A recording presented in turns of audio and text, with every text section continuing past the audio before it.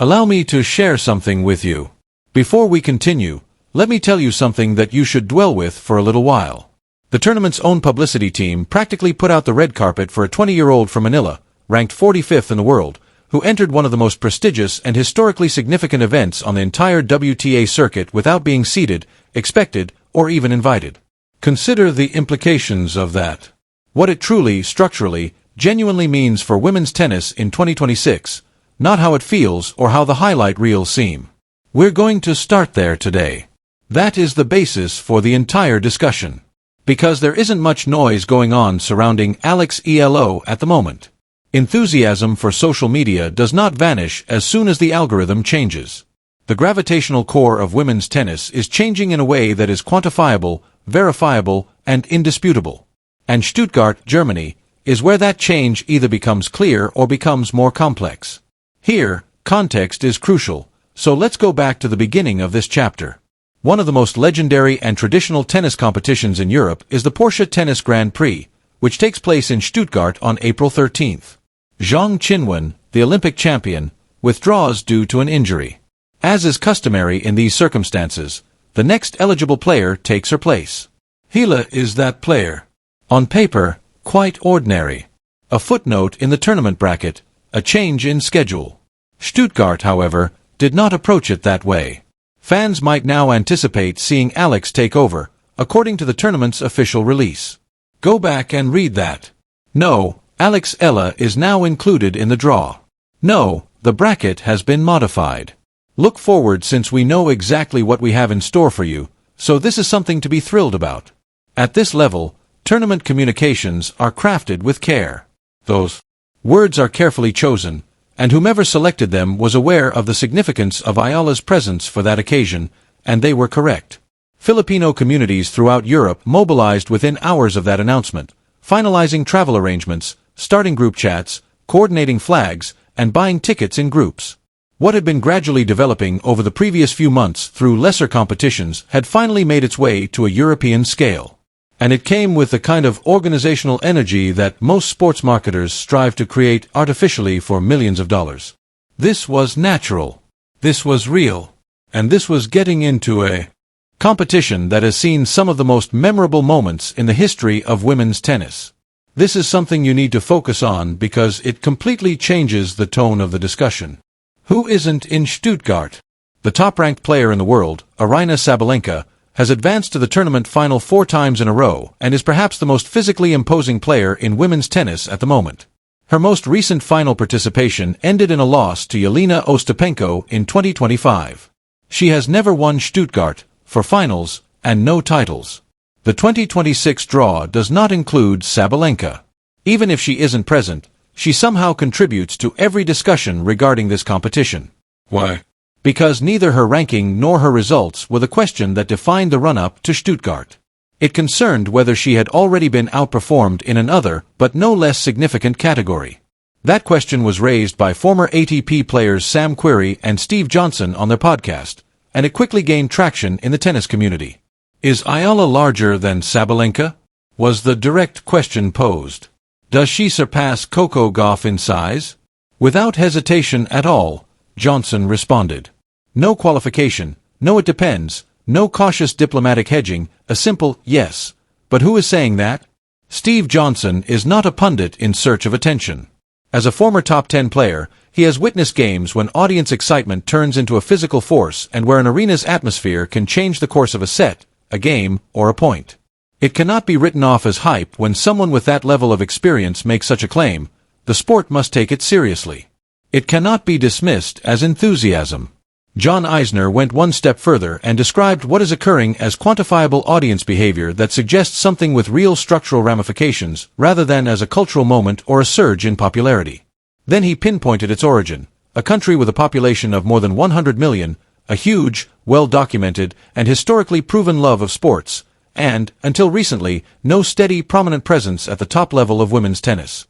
Now that gap is closed. For Filipino women's tennis on the biggest stages available, Eala is the first genuine, consistent, and internationally renowned reference point.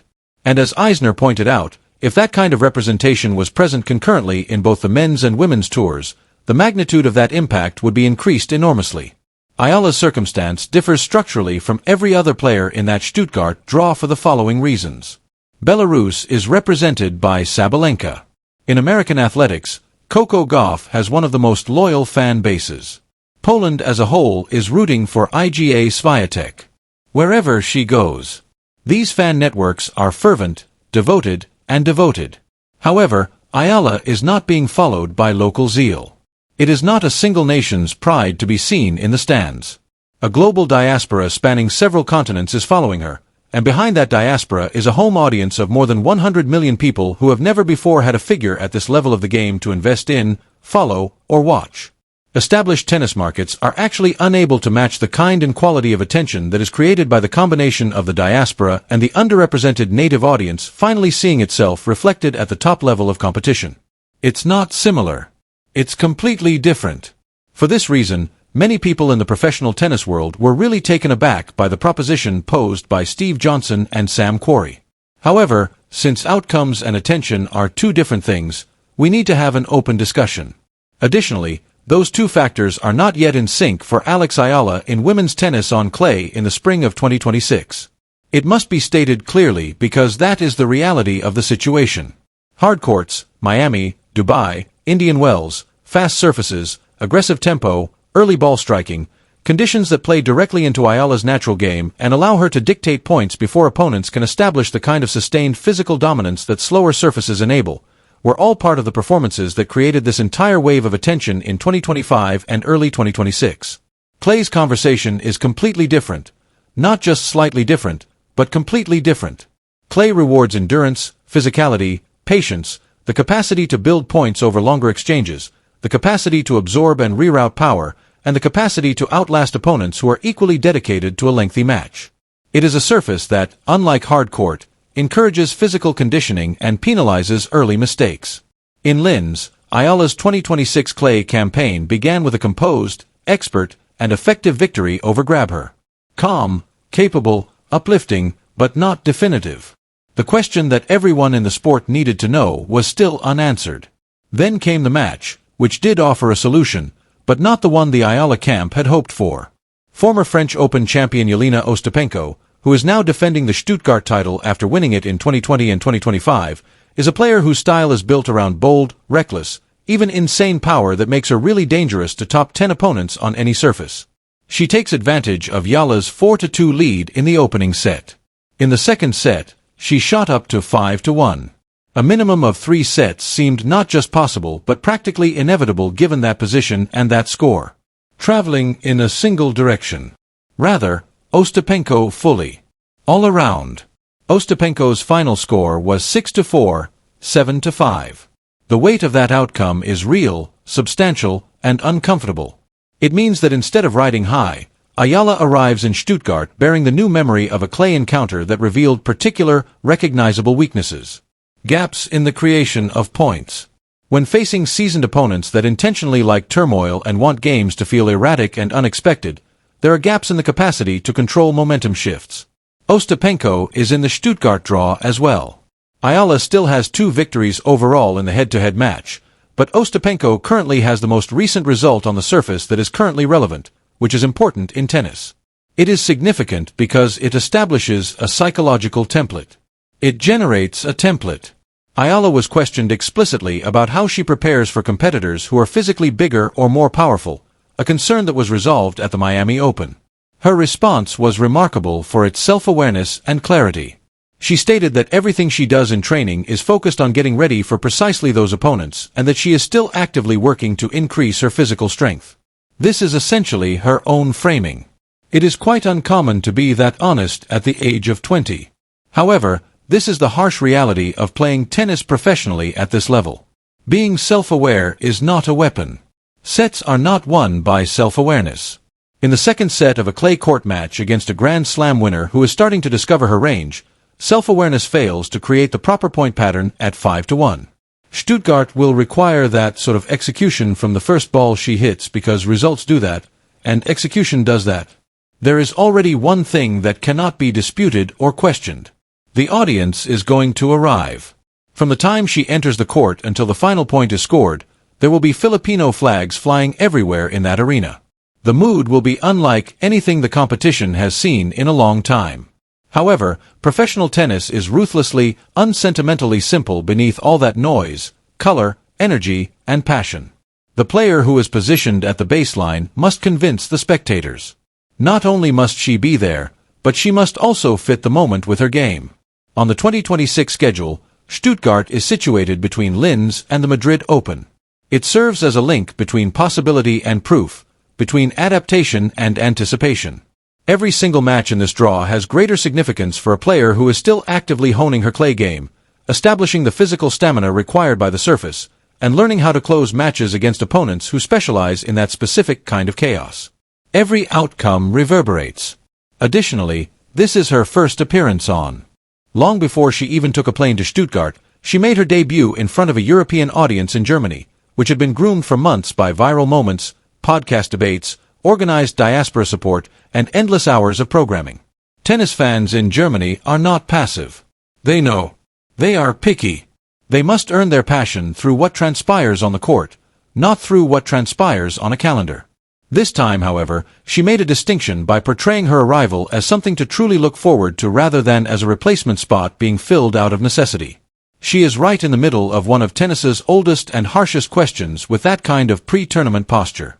Is the player able to keep up with the moment? There is no margin for a slow start in the Stuttgart draw. There's Elena Rybakina. There's Coco Gauff. There is Iga Swiatek, Karolina Muchova, Jasmine Paolini, Mira Andreeva, and the reigning champion Ostapenko. There aren't any easy rounds in this draw, and a player ranked 45th in the world can't afford to be anything less than physically present, accurate, and sharp from the first game. Each victory in this competition makes a message. A deep run here, a quarterfinal, or a semi-final would accomplish something that no amount of hard-court success has fully confirmed. It would show that Linz's clay vulnerabilities are not permanent fixtures of her game. It would transform her from a rising star to a legitimate French Open conversation. It would demonstrate that the physical preparation, the targeted training block at the Rafa Nadal Academy specifically designed for the demands of this clay swing, specifically oriented toward longer rallies and heavier physical exchanges and the tactical patience the surface requires. And if that occurs in Stuttgart, Germany, on the same courts where Sabalenka lost 4 times in a row, in front of fans who have embraced her in a way this sport has not seen attached to a single player in years, the story practically writes itself because tennis does not reward flawless narratives. It doesn't give a damn about the plot. It is indifferent to symmetry, of the situation or the setting's poetry. That was already shown in Linz by Ostapenko. Clay doesn't compromise on the size of the crowd. When it comes to momentum, enthusiasm, or the weight of international attention, it doesn't compromise. It is concerned with footwork. Timing is important to it. In contrast to opponents who have spent years honing their skills on the surface, it is concerned with physical endurance across 2 or occasionally 3 sets of prolonged pressure. Clay is nothing more or less than a meritocracy of preparation. Here's the other side of this, though. Beyond what any headline could create, Sabalenka's absence gives this competition a unique quality. A player who embodies the absolute people, who has shaped this tournament, and who has created 4 last legacies here. The draw does not represent the current pinnacle of physical superiority in women's tennis. Furthermore, who takes her place at the top of the rankings or who becomes the favorite in her absence won't be the main topic of discussion regarding Stuttgart in 2026. The most talked about topic is a 45th ranked 20-year-old from Manila who entered through a withdrawal berth and brought with her a degree of cultural fervor and anticipation that the tournament's administrators felt obliged to make clear in their official correspondence. That isn't a plot being created for entertainment. This indicates a change in the sports center of gravity. The Nadal Academy training block was not your typical preparation. That choice was focused and well considered. Eala and her crew specifically acknowledged that clay requires a different physical basis than the surfaces on which she has established a reputation, and that laying that foundation required deliberate, committed effort prior to the start of the swing.